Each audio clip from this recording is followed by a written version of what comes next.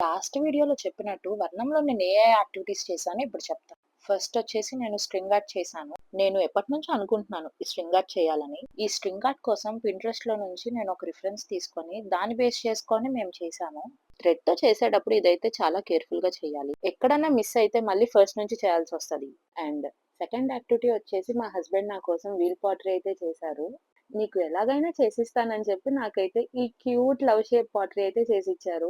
వీటి యొక్క అవుట్‌పుట్ కోసమైతే లాస్ట్ వీడియో వరకు చూడండి. అలానే కాస్త నా ఛానెల్‌ని కూడా సబ్స్క్రైబ్ చేసుకోండి. లాస్ట్ యాక్టివిటీ వచ్చేసి డ్రెస్సింగ్ టేబుల్ దగ్గర ఈ ఇయర్ రింగ్స్ అండ్ వాచెస్ పెట్టడానికి ఒక చిన్న ట్రే చేద్దామని చెప్పి వైట్ సిమెంట్ ఈ మౌల్డ్ తీసుకొనైతే చేసేసాను. ఈ మౌల్డ్ రెడీ అవ్వడానికి మాక్సిమం 25-30 మినిట్స్ అయితే టైం పడుతుంది. ఇలాంటి యాక్టివిటీస్ చేసేటప్పుడు మనం ఏ కలర్ ఏస్తే బావుంటది, ఏ డిజైన్ ఏస్తే బావుంటదని చెప్పేసి హాఫ్ టైమ్ అక్కడే గడిచిపోతది మనకి. ఏదన్నా మంచి పేస్టల్ కలర్ ఏస్తే దీనికి చాలా బావుంటదనుకున్నాను.